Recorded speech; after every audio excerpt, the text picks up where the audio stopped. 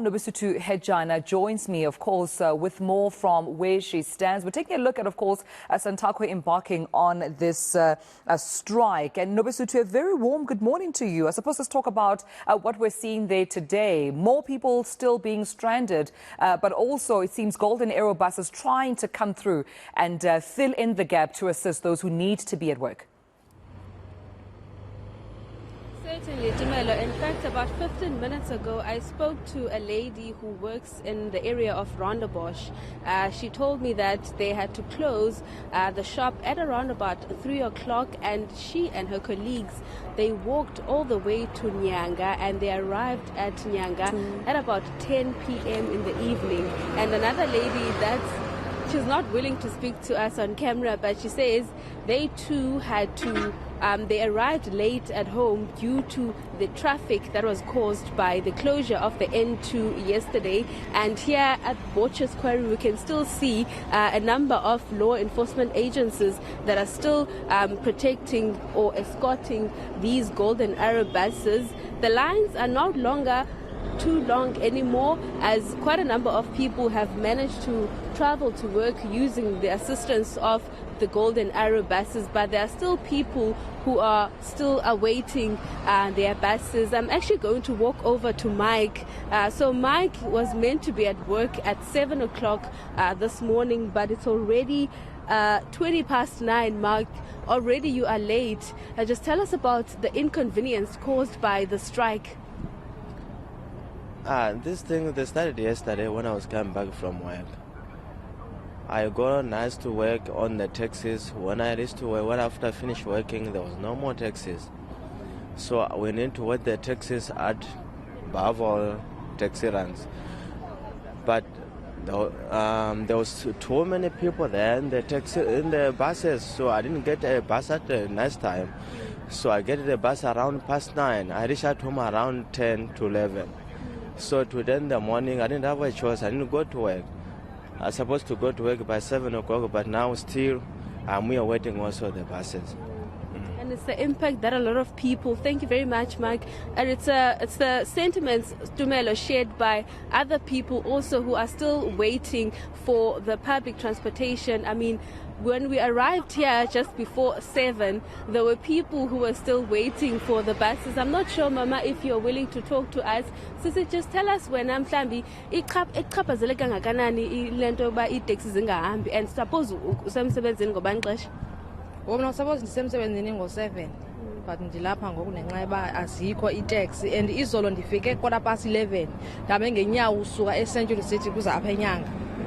So andiyazi ke namhlanje bayizohamba kanjani, so umsebenzi wami ke ndiyawufuna, but ke akhona into ndizoyenza, but ke ndizawulinda until kude ndihambe. Well, Tumelo, what she's saying is that she was meant to be at work at around about 7 o'clock this morning. She traveled, or she walked all the way from Century City to Nyanga.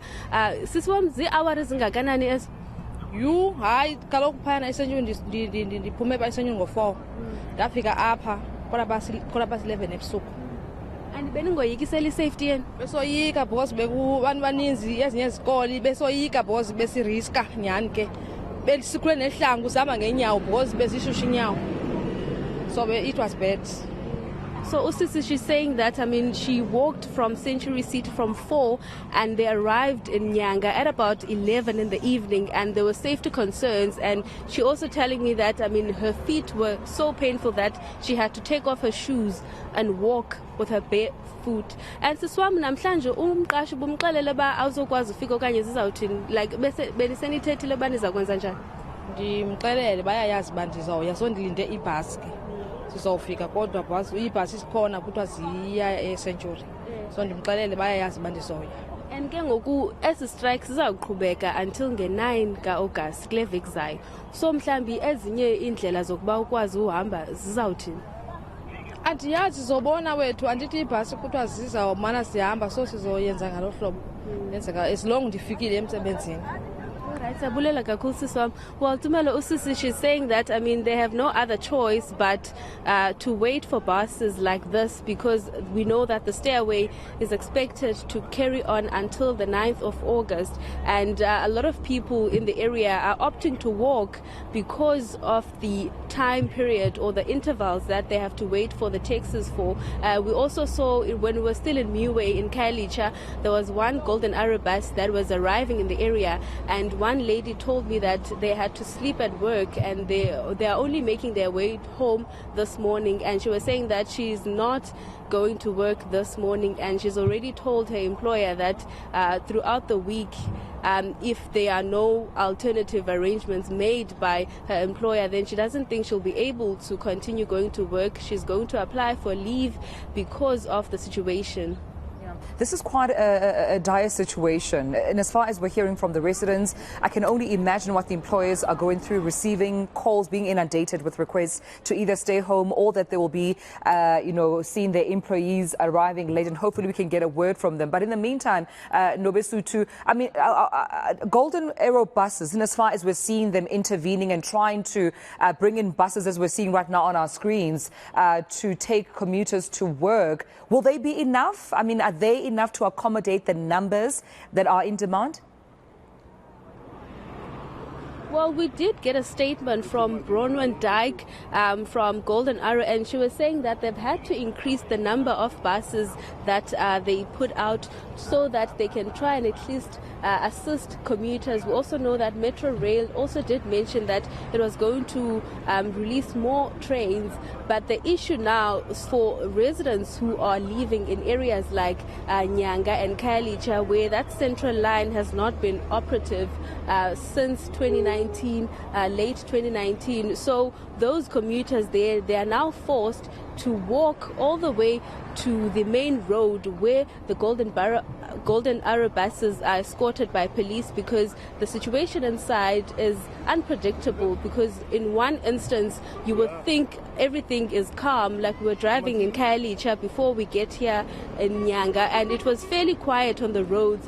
But then you can never be sure, because in some streets here in Nyanga there were burning tires on the road, so police have their hands full, because in one instance they go and assess what is happening, and then in another instance they try and see whether these attacks are targeted at buses. So it's a very difficult situation for the law enforcement agencies as well as police in ensuring that they keep the situation calm, and with the commuters now who are at the receiving end of this, because they are stranded and some are still trying to make their way to work, but then obviously they'll be late because of the long queues that were here earlier on in the morning.